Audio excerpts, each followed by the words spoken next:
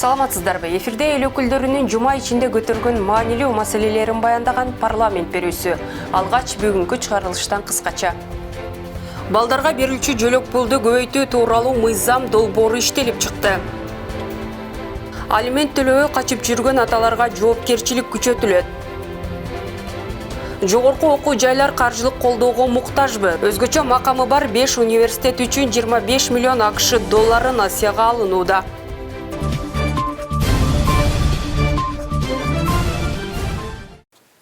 Жогорку кеңештин төрагасы Нурланбек Шакиев парламент жыйынында журналисттердин массалык камалышы боюнча пикирин билдирип, алардын үйүнүн тинтилүүсү жана кармалуусу сөз эркиндигине кысым катары эсептелбей тургандыгын айтты. Төрага өз сөзүндө мамлекеттин коопсуздугуна жана туруктуулугуна коркунуч жаратуудан алыс болушубуз керек деди. Эмне деген телеграм каналдар пайда болду, сайттар пайда болду. Булар боюнча ал мыйзамда, эски мыйзамда каралган эмес. Азыр бардыгы замандын учурдун талабына жараша бардыгы жаңыланыш керек. Сөзсүз түрдө сөз эркиндиги болуш керек, корголуш керек. Эң биринчи сөз болгон дейт, сөз атасы өлбөсүн дейт. Кыргыз эли, кыргыз журту сөзгө маани берген. Кыргызда абдан жакшы сөз бар. Баш кесмек бар, тил кесмек жок деп. Бирок ошол тилди туура, калыс айтыш керек. Жогорку кеңештин төрагасынын орун басары Нурланбек Азыгалиев жана депутат Шарапатка Мажитова Кытайдын Кайшан компаниясынын өкүлдөрү менен жолугушту. Кайшан компаниясынын дүйнө боюнча ондогон заводдору жана башка ар кандай ишканалары бар. 5000ден ашуун адамдар иштеген, өндүрүштүк ар кандай жабдууларды чыгарган компаниянын 68 жылдык тарыхы бар. Кайшан холдингинин өкүлү Цойфен Кыргызстан менен кызматташуу максатын көздөп келгенин, Кыргызстанда ишканаларды куруп жакынкы өлкөлөргө экспорттоо максаты бар экенин билдирди.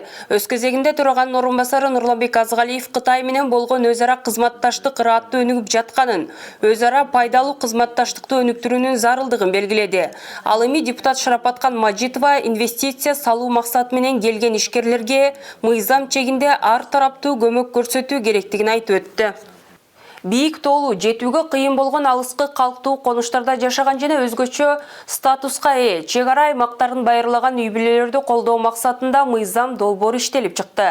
Тактап айтканда, аталган үй бүлөлөрдө төрөлгөн 3 баладан тартып 3 жашка чейин ай сайын 4000 сомдун тегерегинде жөлөк пул берүү пландалууда. Жыйында баяндама жасаган демилгечи депутат Камила Талиева билдиргендей, алгач ар бир балалуу үй бүлөгө жөлөк пул берүү сунушу көтөрүлгөн. Бирок министрлер кабинети менен сүйлөшүүлөрдөн соң мыйзам долбооруна өзгөртүүлөр киргизилген. Биз болгондо дагы баягы биринчи баладан баштап десек, мамлекетте албетте каржы жетишсиз деп каршы пикир билдиргенден улам биз 3 баладан деп атабыз. Ар бир үй бүлөдө 3 бала. Себеби баласы канча балалуу, көп балалуу болсо, ошол үй бүлөлөр жакырчылыкка абдан мындай эме бар да, кризисный абал түзүлөт, бара-барачы жакырчылыкка жакындайт. Ошон үчүн биз алтын бала программасы деп туруп, анда макул деп атабыз. Ошол тоолуу чек ара алыскы 3 баласынан баштап ушул 4100дөн пособие чегерилсин деп атабыз да. Жөн эле отуруп алып эле бизге мынча акча керек берип койгула деп мыйзамды жөн өткөзө албайбыз. Ал түшүнүктүү нерсе. Өткөзсөк дагы бета келет, аны да түшүнүп отурабыз. Ошондуктан баардыгын карап туруп, өлчөп туруп, сүйлөшүп туруп, кеңешип туруп анан сиздерге бул мыйзамды киргизип атабыз. Ошону туура түшүнүп коюңуздар. Учурда өлкө боюнча 87 000 үй бүлө, анын ичинде 224 000 балага мамлекеттик казынадан 19 миллиард 700 миллион сом бөлүнөт. Талкууда эл депутаттары социалдык жардамдарды даректүү жеткирүү маселесин да көтөрүштү. Акча даректүү жетиш керек да. Акчанын санын кыскартпайлы, керек болсо кошуп берели, эгер мүмкүнчүлүгүбүз болсо. Бирок пособие ала турган адамдарга даректүү жетиш керек. Ошолор керек болсо азыр канча алып атат бир айына бир бала? 1200 сомдон. 1200, келечек 10200 алсын ошолор. Менин максатым ошол да, ошого жетишибиз керек. Ошолор тез аранын ичинде жакыр үй бүлөлөрдөн чыгарышыбыз керек да. Кыргызстанда калктын 94% тоолуу аймактарда күн кечиришип, мамлекеттин колдоосуна муктаж. Балдарга келгенде эле өлкө казынасы тартыш болуп калат деген депутат Эльвира Сурабалдиева мыйзам долбоорун колдогаларын билдирди. Бизде бир кызыктуу ситуация болуп калды. Балдардын тамагына жеткенде өкмөттө каражат жетишпей калып атат. Балдарга жеткенде каражат аздык болуп атат. Именно балдарыбыз деп айтып атканда. Экинчи окууда деген өкмөт менен дагы бир талкуулоо окшойт. Именно мыйзамдын кирген жылы боюнча, туурабы? Ооба, Эльвира Жыргалбек. Ошо канча биз жылы 25ден деп атабыз, булар 28ден деп атат да. Эми муну экинчи окууга чейин талкуулайсыздар да. Азыр отурабыз да дагы сунуштар менен отурабыз. Все хорошо. Так мен ойлойм, эми депутат мырзаларыбыздын баары эле колдоп берет болуш керек, биякта коллегалардын баары. Жакында эле Улуттук статистика комитети демографиялык абал начарлап, төрөттүн саны кыскарганын коңгуроо каккан. Аталган мыйзам долбоорунун дагы бир максаты бул абалды жөнгө салуу болуп эсептелет. Бул жерде эми негизги багыт бийик тоолуу аймактарда жашагандар менен чек ара аймактарында жашагандардын жөлөк пулун көтөрүү болуп атат да. Мени кубандырганы ушул биздин кесиптештерде баары бир добуштан колдогонуп турат да. Биз ушундай мына биринчи этабында чек ара аймактар деп атабыз. Мыйзамдар менен аларга кичине болсо дагы жашаган шарт түзүп беребиз. Биздин Кыргызстанда ушул балдардын төрөлүүсү, кыргыздын санын көбөйлүшүнө шарт түзүлөт эле да. Ошон үчүн чектөө койбой эле ар бир төрөлгөн баланын социалдык абалы кандай экендигине карабастан бала үчүн конституциялык мүмкүнчүлүккө таянып туруп ошол жөлөк пулду берүү жагын сунуш кылсак жакшы болот эле. Талкуунун соңунда эл өкүлдөрү Кыргыз Республикасындагы мамлекеттик жөлөк пулдар жөнүндө Кыргыз Республикасынын мыйзамына өзгөртүүлөрдү киргизүү тууралуу мыйзам долбоорун биринчи окууда жактырды. Жогорку кеңештин укук тартиби, кылмыштуулук менен күрөшүү жана коррупцияга каршы аракеттенүү боюнча комитетинде кылмыш жаза кодексине өзгөртүүлөрдү киргизүү жөнүндө мыйзам долбоору талкууланып, комитеттин колдоосуна ээ болду. Эгерде мыйзам долбоору кабыл алынып калса, алимент төлөбөй качып жүргөндөр үчүн жаза оорлошот. Юстиция министринин орун басары Зарема Аскарованын айтканына караганда, мыйзам долбооруна сунушталган өзгөртүүлөр Конституциялык соттун чечиминин негизинде киргизилип жаткан. Бул мыйзам долбоору Кыргыз Республикасынын Конституциялык сотунун 2022 жылдын 28 декабрындагы чечимин ишке ашырууга багытталган. Бул мыйзам долбоору менен алимент төлөбөгөндүгүн үчүн жоопкерчиликти күчөтүү максатында иштелип чыкты. Алименттен качуу адатка айланып бараткан шартта алиментчини айыпка жугуу, кылмыш жоопкерчилигине тартуунун ар кандай ыкмаларын иштеп чыгууга туура келүүдө. 12 айда аткарбаса, диспозициясында көрсөтүп атасыздар да. Айдан ашыга барабар суммадан ашпаган карыздын суммасына каражаттар төлөөдөн качуусу дейт. Ошондо сиздер 200дөн 500 эсептей көрсөткүчкө чейин айып салуу болуп атат. Санкциялык жагында. Андан кийин экинчи бөлүгүндө ушул эле кайра кайталанса 12 айдан ашка барабар төлөмдөн ашкан карыздын суммасы деп атасыздар да. Ушул эки биринен иш жүзүндө кантип ишке ашырайлы деп атасыздар. Биринчи жолу бул алименттик милдеттенмелерди 12 айдын ичинде төлөбөсө, ошондо биринчи диспозиция болот да, штраф жана же коомдук иштер деп. А 12 айдан ашса, анда уже штраф да көтөрүлөт, же камакка алынат деп. Сунушталган мыйзам долбоору иштеп кетери күмөн деген депутаттар дагы болушту. Биз баарыбыз макулбуз, алименттерди төлөш керек, балдарды багыш керек деп туруп, биз азыр өткөрөлү деп атабыз, мисалы. Бирок мен прокуратуранын позициясына да таң калып, бул өтө одуно түрдө макул болуп атат да прокуратурада. Кандай? Биз бир кылмышка бир жолу чыгыш керек өкүм деген биз ушуга көнгөнбүз. Алимент бул ай сайын өсүп турат.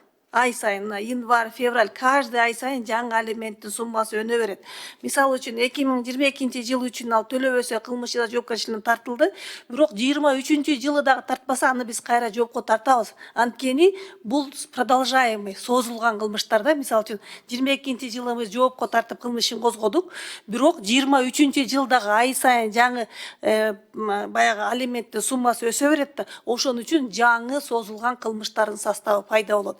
Бирок талкуунун соңунда комитет жыйыны мыйзам долбоорун биринчи окууда жактырды.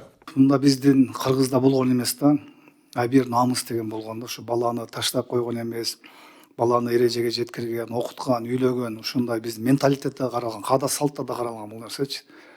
Бирок акыркы күндө көрүп атабыз, көп балдар көчөдө же балдар үйүнө барып атат. Андан кийин эми алимент төлөбөсө бул өзүнчө кылмыш, туурабы? А соттун чечимин аткарбаса, бул да өзүнчө кылмыш. Корктун долбоорунда добушка коем, добуш бериңиздер, ким макул. Рахмат, чечим кабыл алынды. Мыйзам долбоорун биринчи окууда кабыл алып Кыргыз Республикасы Жогорку Кеңешине сунушталат. Жогорку кеңештин тармактык комитетинде жалпыга маалымдоо каражаттары жөнүндө мыйзам долбоору күн тартибинен алынды. 55 беренеден турган мыйзамдын жаңы долбоорунда медиа мекемелердин иштөө тартиби, маалымат топтоо жана аны таратуу жол жоболору жазылган. Демилгечилер учурда колдонулуп жаткан мыйзам долбоору эскирип, учурдагы талаптарга жооп бербей тургандыгын айтышууда. Бирок эл өкүлдөрү иштелип чыккан жаңы мыйзам долбоорунда талаштуу беренелер көп экендигин билдиришүүдө. Кийинирээк кийинки материалда. Министрлер кабинети тарабынан сунушталып жаткан мыйзамда журналисттердин социалдык жоопкерчилигин жана укук маданиятын калыптандыруу башкы максат болууда. Жаңы медиа деп аталган жаңы жалпыга маалымдоо каражаттарынын пайда болушу бул интернет ресурстар, веб-сайттар, тармактык басылмалар жана башкалар акырында такталган маалымат менен жалгандын ортосундагы айырмалоо кыйын болгон кырдаалды жаратууда. Бул адаштырууга алып келип атат, алып келген багытталган билдирүү, атайлап жайылтуу, жалган айтуу, туура эмес маалыматты камтыган жаңылыктар, ушулардын баарын жайылтууда жаңы жалпыга маалымдоо каражаттарынын субъекттери болуп туруп роль ойнойт. Талкуунун жүрүшүндө депутаттар документте белгиленген веб-сайттар санариптик министрлигинен милдеттүү түрдө тармактык маалымат каражаты катары катталууга тийиш деген беренедеги мүчүлүштүктөр боюнча суроо узатышты. Жалпыга маалымдоо каражаттарынан тышкары сайттарды регистрация кылып кереги жок го дейм. Анткени мен маалымат таратам, мен деген журналистмин, мен ошондой багытта иш алып барам десем, анда Минюстан, Минцифрадан регистрация кылалы. Ресторан, кафе жана башка сайттардын баарын эле регистрация кыла бергенде бул жеке ишмердүүлүккө конституцияга карама каршы келип калат го дейм. Ошону эске алып койсоңуз. Бул нерселерди дагы жакшыраак ойлонуп, мен кесиптешим айтып калды. Дагы бир жолу отуруп ушул СМИнин өкүлдөрү менен дагы биз отуруп дагы жакшыраак талкууласак, мен ойлойм, баягы жети өлчөп бир кескенде дагы туура болот го дейм да. Рахмат. Жыйында эл өкүлдөрү жаңы мыйзам долбоорун дыккат иштеп чыгуу сунушун беришип, коомдук талкуу уюштуруу зарылдыгына токтолушту. Эгерде бир мамлекеттик мекемеге бара турган болсо, аккредитация алып тургандан барыш керек. Туурабы, журналисттер? Бул бир. Анан эгерде бир видеого тартам десе, же бир үнүн жаздырам десе, макулдук алыш керек экен. Бул деген сөз азыркы анча-мынча аша чапканы менен далай былгаган иштерди ачып чыгып атпайбы? Жанагы Ыдырыс Исаков деген жигит бар, Улукбек Карыбек уулу деген бар, жана Нисахар деген долбоор бар. Алар биринчиден кемчилдигин ачкерелегенде баратса бир ишканага, алдын ала алардын аккредитациясын алыш керекпи? Бул бир. Экинчиден, мына жерде бир ашканаңарда проблема бар экен, келеместе жүрөт, тартсак болобу же болбойбу деп сурайбы, кандай болот анда? Ооба, бул жерде 31 берененин ошо беренеде ушул аккредитация маселесин киргизүүдөбүз. Эмне үчүн дегенде, ушул Кыргызстандын кайсы гана аймагы болобу, мамлекеттик орган болобу, жергиликтүү өз алдынча башкаруу органы болобу, ошол массалык маалымат каражаттарынын өкүлдөрү же болбосо массалык маалымат каражаты сөзсүз түрдө аккредитациядан өтүүгө тийиш деп ушул норманы киргизип атабыз. Биз бир топ эл аралык пактыларга, эл аралык документтерге кол койгонбуз, адам укугу, сөз эркиндиги деген. Ошолорго дагы бир аз кедерги тиет, мунун көлөкөсү түшө турган маселелер. Ошон үчүн ийгилик каалайм Чыңгыз мырза, бирок муну аябай бышырып туруп, дагы аябай карап туруп алып келсеңер болмок. Коомдук талкуулоо уюштурушубуз керек менимче, массалык маалымат каражаттарынын катышуусу менен, себеби азыр даттанып отурушат, бир да биз айтылган сунуштарыбызды эске алынган жок деп. Жыйынтыгында жалпыга маалымдоо каражаттары жөнүндө мыйзам долбоору күн тартибинен алынды. Жок, рахмат.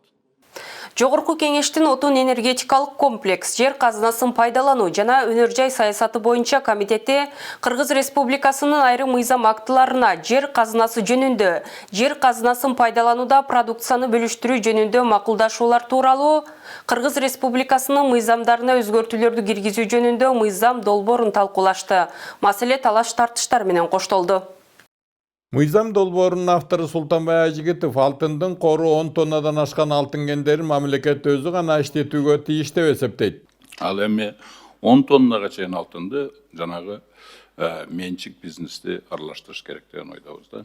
Ошол болгондо дагы, значит, ошондо эгер ачык мындай открытый способ менен разработка боло турган болсо, менчик бизнеске 20%, 80% мамлекеттик үлүшү болуш керек деп.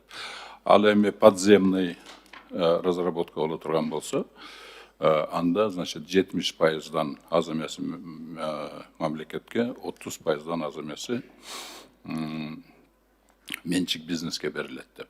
Ал эми Кыргыз геология кызматынын директору Эмил Осмонбетов мындай кескин чектөөлөр эсеп кысабын чыгарууга, инвесторлорду тартууга көп тоскоолдуктарды жаратат деген пикирде. Бүгүнкү күндө кен казуучулар 13 түр салыксыз салык төлөнөт.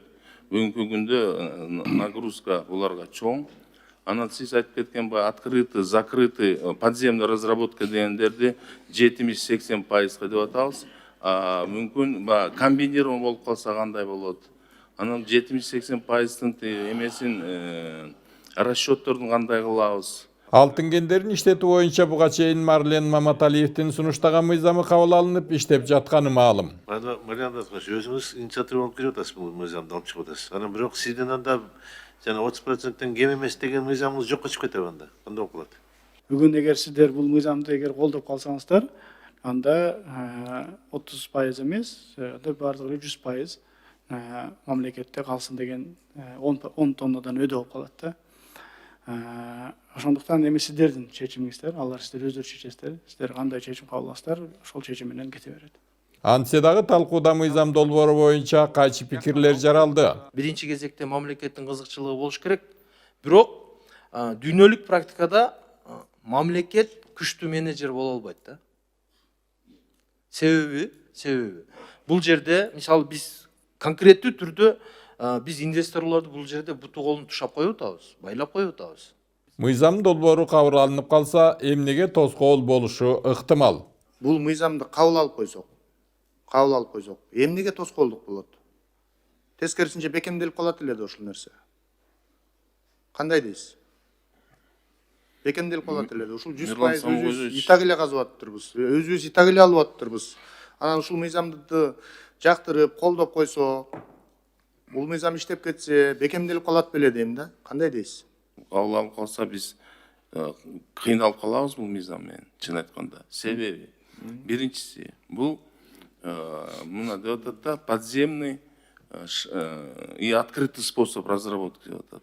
Мисалы бүгүнкү күндө комбинированный способ болуп калса кандай болот? Биз аны санай алабыз, кандай үлүштү бере алабыз, кандай же көбүрөөк беребиз, же азыраак беребизби? Анан могу чийки заттарды сыртка чыгарганга чекит коюлат экен. Мисалы рудада меди, тугоплавки руда болуп калса, биз эмне алар иштебей калабы, же иштете албай калабы бул руданы. Ошон үчүн бул маселе аябай оор, ошон үчүн отуруп туруп талкууласак болот эле да. Айтылган маалыматтарга таянсак, акыркы 2 жылда ишке берилген алтын кендери ансыз да 100% мамлекеттин үлүшү менен иштей баштаган. Мурда кабыл алынган мыйзам үлүштүк катнашты аныктоого толук мүмкүнчүлүк берип жаткан. Ал эми жаңы сунушталган мыйзамга министрлер кабинети тарабынан бул мыйзам талапка ылайыксыз деген корутунду берилген. Талкуудан соң айтылган мыйзам долбоору жетишерлик добуш топтой алган жок. Министрлер кабинети Корея Республикасынан 40 жылдык мөөнөткө 27 миллион доллар өлчөмүндө насыя алууда. Аталган акча каражаты 0,1% менен алынып, республикалык клиникалык жугуштуу ооруканалардын абалын жакшыртууга багытталган. Эл өкүлдөрү саламаттыкты сактоо тармагындагы көйгөйлөрдү көтөрүп, бул тармакты реформа кылуу керектигин айтышты. Комитет төрагасы Улан Пиримов алгач насияга алынган акча кандай максатта жумшалары жөнүндө маалымат берди. Оорукананы заманбап, медициналык жабдыктар менен жабдуу жана медициналык кызматкерлерди аны пайдаланууга үйрөтүү, ооруканалык маалымат системасын түзүү жана кызматкерлерди аталган багыт боюнча окутуу каралган. Келишимдин алкагында 400 орунду оорукана куруу пландалууда. Ушул акча каражат именно ушу инфекционный тараптан эмнеге багытталат? Эмне салынат, же эмне алынат? Бир эле инфекционный больницабыз бар. Ал жерде жатакананын заманбап жатакана курулат 130 койкалык. Бул деле жаңы курулат, 5 этаж жаңы курулат. Депутат Нуржигит Кадырбеков мыйзам долбоорун колдой турганын билдирип, кептин нугун саламаттыкты сактоо жаатындагы негизги көйгөйлөргө бурду. Азыр сиз келгичекте интернеттен карап көрдүм, МРТден өтүш 4700 сомдон баштап 7400 сомго чейин экен. Бир эле МРТ. Бир эле клиникада. Бул бардык жерде бирдей эле го тариф бул жол менен. Анан анализдерди санап чыктым, зерикпей. 174 түрдө анализ бар экен. Эң бер жагы эң арзан 250 сомдон башталат экен. Эми ар жагын айтпай эле коеюн. Акыркы учурда эне балдардын өлүмү абдан көбөйдү. Жеке менчик ооруканалар чектен ашты. Саламаттыкты сактоо тармагын оңдойм деген министрдин убадасы кайда? Сиз эмнеге койду президент анда министр кылып бул жаккачы? Сиз экинчи жолу иштейин деп келдиңиз. Иштеңиз ана жакшыракчы. Адамдар өлүп атат бул жактачы. Бизге кайрылып атат. Акча алуулар токтоп атат больницада дагы элечи. Күчөп атат кайрадан сиз келгенден баштапчы. Жакшыраак караңыз ушунучу. Биз бардыгыбыз мына депутаттар жерден келдик. 3 жашар наристенин өлүмүнө байланышкан окуя парламент трибунасынан көтөрүлдү. Буну жумуштан четтетип коюу эмес, жоопкерчиликке тартуу керек. 3 жашар кызды энесинин колуна карматып коюп туруп, кабинетти жаап бекитип качып кеттир деген маалыматты айтып атышат, ата-энелер келип ыйлап атышат. Бул деген кылмышкер да, анык кылмышкер да. Жыйынтыгында парламент эки өлкө ортосундагы кредиттик макулдашууну колдоп беришти. Өлкөдө өзгөчө макамы бар 5 жогорку окуу жайдын техникалык базасын чыңдоо максатында Дүйнөлүк банктан 25 миллион акш доллары насыяга алынууда. Бул каражатка аталган университеттерге 5 багыттагы лабораториялык жабдыктарды сатып алуу пландалууда. Кредиттин шарттары жана төлөө мөөнөтү туурасында кийинки репортажда. Эл аралык өнүктүрүү ассоциациясы тарабынан 50 жылдык мөөнөткө пайсыз алынып жаткан 25 миллион доллар каражатка өлкөдөгү өзгөчө макамы бар окуу жайларда илимий изилдөө хаптары түзүлөт. Ахунбаев атындагы Кыргыз мамлекеттик медициналык академиясына 4 миллион доллар акча каражаты бөлүнөт. Разаков атындагы мамлекеттик техникалык университетке 3 миллион 200 миң доллар суммасында, Баласагын атындагы Кыргыз улуттук университетине 3 миллион 200 миң доллар, Ош мамлекеттик университетине 2 миллион 800 миң доллар, жана Скрябин атындагы Кыргыз улуттук агрардык университетине 3 миллион 750 миң. Бардыгы биригип бул жерде 18 миллион доллар жабдыктарга, андан сырткары административдик жана башкалар болуп 19 миллион 700 миң доллар. Экинчи компоненти университеттерде илимий изилдөө жана инновация үчүн потенциалды түзүү 4 миллион акш доллары. Билим берүүнүн сапатын жогорулатуу максатын көздөгөн макулдашуу талкууланган жыйында бир катар сын пикирлер айтылды. Депутат Айбек Маткеримов насыяга алынып жаткан каражаттарды максаттуу пайдалануу зарылдыгын белгиледи. Сиз 25 миллиондун 17,9 миллиону гана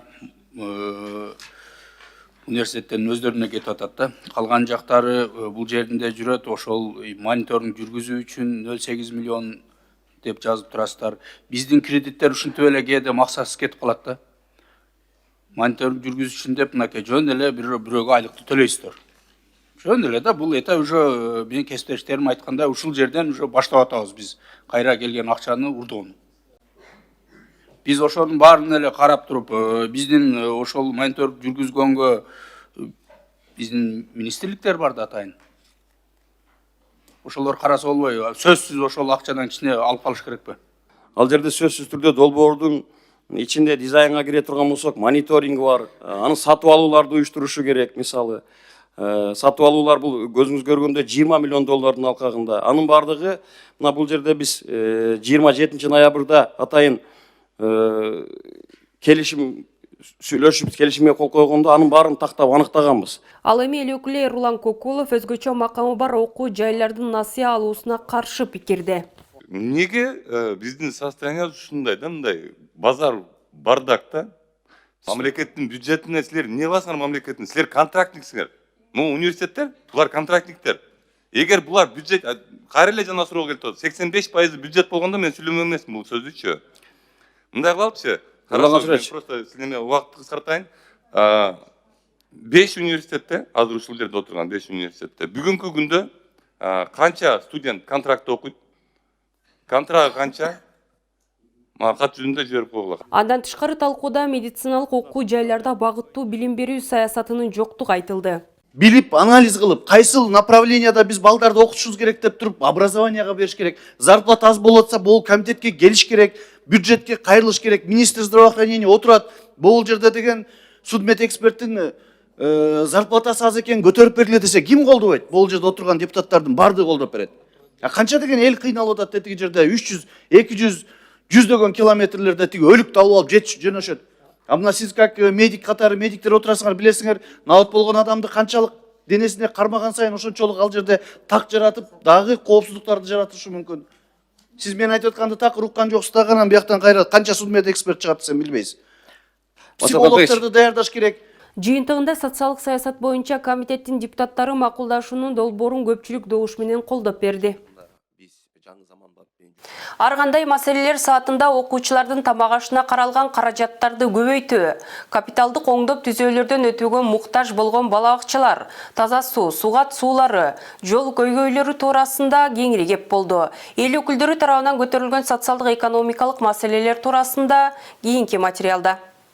Арам өлгөн малдын этинин ар кандай жолдор менен ашканаларга, колбаса чыгарган секторге тарап жатканы чоң көйгөй жаратууда. Бул малдын эти чоң бир коркунучту алып келет, капыстан. Мына билесиздер, Сибирь язвасы, бруцеллез, эхинококкоз деген жаман коркунучтуу жугуштуу оорулар таркап кетиши мүмкүн. Ошон биздин келечекке абдан бир чоң коркунучу бар да. Мына азыр эми бул арам малдын этин саткан боюнча бул жоопкерчилик да жок экен, Алмаз Акунжанович.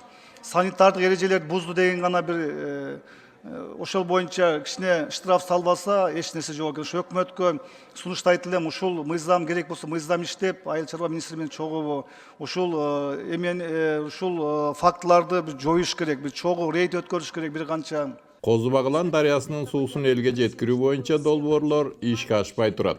Эгерде ушул маселеге көңүл буруп, жок дегенде суунун 60-70% потенциалын колдоно турган болсок, Лейлек районунун 5 айыл аймагынын дээрлик 30 000 гектарга жакын жерин сугат суу менен камсыздап, жана 50-60 000ден ашуун элдин таза суу маселесин чечүүгө болот. Азыркы учурда даяр долбоорлор бар. Элдин өтүнчү менен депутаттар тарабынан айтылып, протоколдук тапшырмалар берилген объекттер көз жаздымында калууда. Себеби биз кат жазып атабыз, алар жалпы түрдө бир кат жазуу менен гана чектелип атат. Биз алар киреби, кирбейби анык биле албай атабыз, так жооп беришпей атат да. Ошондуктан ушул маселени 24-жылдын капиталдык салымдар беренесине жазганда буга чейинки биздин берген протоколдук тапшырмаларды сөзсүз түрдө эске алыныш керек дагы, бизден барган каттар дагы жоопсуз калбаш керек да. Ошону менен бирге эле балдарга ысык тамак берели деген демилгеге тоскоол болуп жаткан жагдайлар дагы бар. Жергиликтүү бийлик өзү берип аткан акчасын райондук финотделдер, Минфин мындайча айтканда өткөзбөй аткан эмес. Ошондой маалыматтар келип түшүп атат. Эми жергиликтүү бийликтин акчасы болсо, ошол бюджети жетип атса, өзүнүн территориясында жайгашкан карамагындагы мектеп бала бакчаларга өзүнүн жанагы 18 сомдон берилүүчү акчасына бюджети жетсе, берилсин да. Аны эмнеге токтотуш керек? Баткен окуясында жаракат алган жоокерлер жардамга муктаж. Жаратылып болгондорго убагында бир жол берчи жардам берилди, бир-эки жолу бир чоң суммалар берилди окшойт.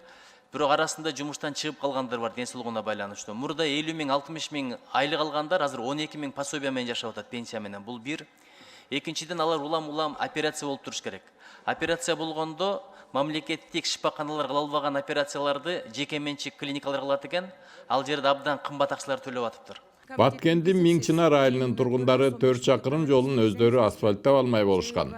4 километр жолго элдин каражаты жетет. 2 километр жолго каражат жетпей жатат да. Ошого 2 километр жолго капиталдык салымдар беренесине бир колдоо көрсөтсө, бул абдан жакшы болот эле.